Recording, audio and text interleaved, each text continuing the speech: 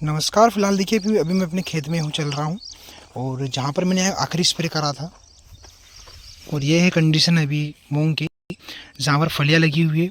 देखिए इसकी हाइट नहीं है, लेकिन आप फल देखोगे ना तो आप चकित रह जाओगे कि बहुत सी फलियाँ, बहुत सी मतलब यहाँ पर फलियाँ लगी हुई है। और हमने इसमें आखिरी स्प्रे कौन सा किया, बस नॉर्मल एक इल्लीमार का उपयोग किया और 0050 का जो NPK खाद होता है ना वो किया।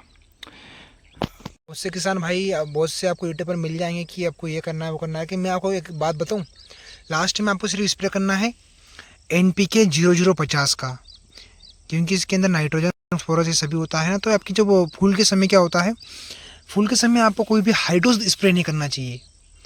आप इल्लीमार का प्रयोग भी कर रहे हो तो मतलब हाई डोज कोई सा भी स्प्रे मत कीजिएगा, क्योंकि क्या होता है कि इस समय जो परागण की स्थिति होती है ना इसमें, ये फूल, तो फूल पे जब कोई भी मतलब हाई टोनिक स्प्रे पड़ेगा तो मतलब ये फूल गिर सकता है।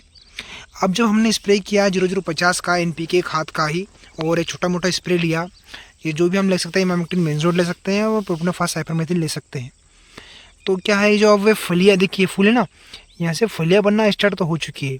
कोई भी फूल मतलब नहीं गिरे, आप जहाँ तक देखिएगा नज़र तो फूल ही फूल नज़र आएंगे। ये फूल है ना, फूल से फलियाँ जो फल बन रहे हैं ना, फलियाँ, और बहुत ही फास्ट बन रही है। अब मूंग में होता है क्या है कि बारिश का समय आने का होता है, तो किसान भाई जल्दी जल्दी करते हैं। तो ये जो फलियाँ है ना फट से बन रही है, और समथिंग ये हफ्ते भर में कंप्लीट हो जाएगी बनकर।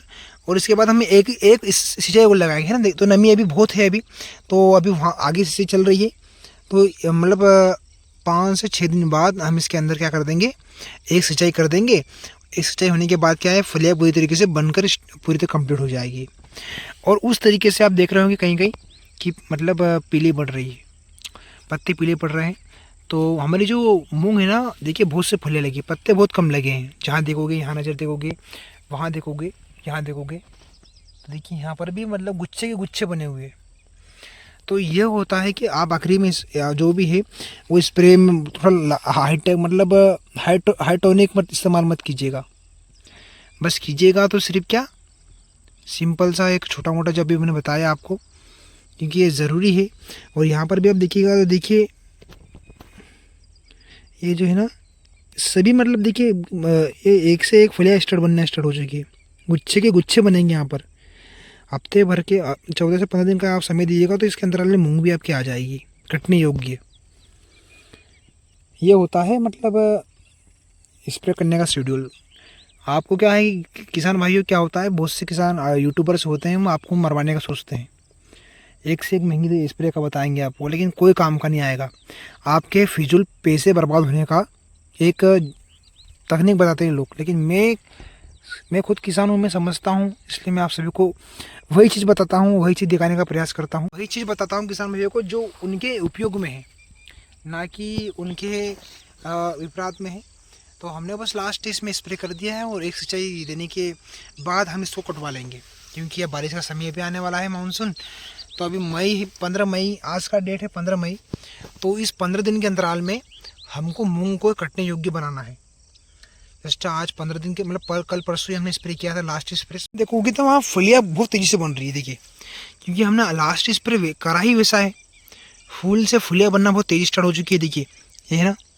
तो इसके बाद एक सिंचाई के बाद ये कटने योग्य हो जाएगी, क्योंकि मानसून आने वाला है और हमको फटाफट जल्दी करना है भाई, जल्दी करना है। फलियाँ बहुत तेज़ी से देखिए, गुच्छे के गुच्छे लगे हुए, जहाँ देखोगे ना आपको फलियाँ फलियाँ नजर आएगी। यहाँ देखिए, यहाँ देखिए, यहाँ देखिए, यहाँ देखिए, बहुत तेज़ फलियाँ हैं भाई। पत्ते कम है लेकिन फल ज़्यादा हैं। लोग क्या करते हैं कि दवाई स्प्रे कर करके इतनी हाइट कर लेते हैं कि उसमें फल ही नहीं लगता। फिर बोलते हैं कि यार गलती कहाँ हो गई, गलती आपने करी वहाँ पर है, क्योंकि आपने सही समय पर सिंचाई, सही समय पर इनको बस दवाई डालते गए, दवाई डालते गए। ऐसा तो ना होता यार। इनके अलग हर स्टेज पे अलग अलग क्रिया होती है।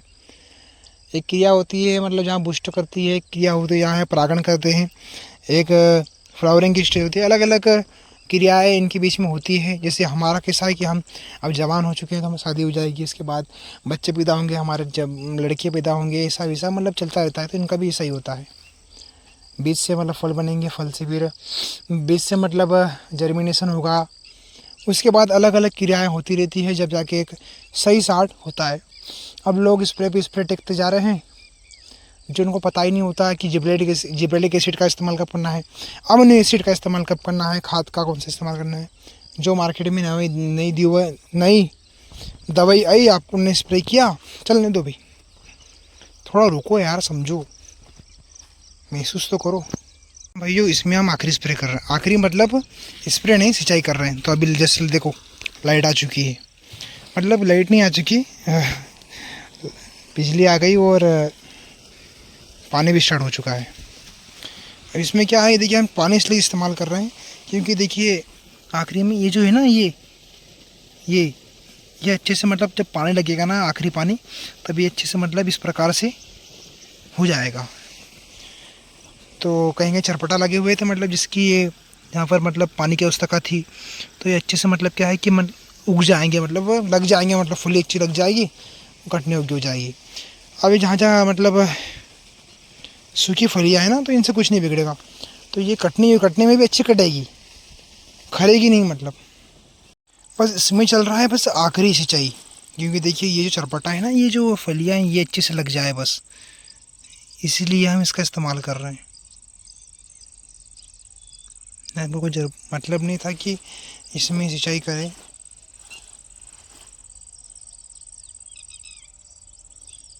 यहाँ चल रहा है आखिरी सिंचाई, क्योंकि जहाँ जहाँ मतलब फलियाँ थोड़ा मतलब दाने लगने में तो सक्षम थी, मतलब हो नहीं रही थी, तो वहाँ क्या है कि ज़मीनी स्तर पर पानी लगने पे क्या होगा कि वह अच्छे से मतलब फलियाँ बन जाएगी, मतलब क्या मूंग की। उसके बाद हम कटाई के लिए इसको तत्पर रख देंगे, तो फटाफट सिंचाई हो जाए वहाँ तक, तब तक क्या है कि मूंग वहाँ से आ भी जाएगी, तो वहाँ से मूंग कटवा भी देंगे। अब कहाँ का, जहाँ देखिए कि यहाँ पर ये मूंग सूख चुकी है, तो क्या होगा कि भैया जड़ में जब पानी लगेगा ना, तब ये क्या होता है, इसमें थोड़ा मतलब नमी रहेगी, तो जब हम काटेंगे ना, तो ये फलियाँ झड़ेगी नहीं, ये बड़ी अच्छी बात रहेगी। तो सिंचाई कर देंगे, पत्ते उन भी मतलब इसकी जो स्टेम होती है, तना, वो भी नरम रहेगा, तो जब कटवाएंगे ना, तो मतलब ये मतलब झड़ेगा नहीं वाकई। तो बताऊँ तो इस तरफ हाइट लेने से क्या होता है, कोई फर्क, इसका कोई मतलब ही नहीं है। आपके पास कभी छोटी हाइट भी है तो फलियाँ बहुत शानदार लगती है। तो ये तो मतलब आपकी मिट्टी के ऊपर भी है कि मिट्टी पे खाद कहाँ पड़ा हुआ है। अच्छा, मिट्टी को सिर्फ गोबर खाद की अवस्था होती है, मिट्टी को खाद अच्छे से लग जाएगा ना,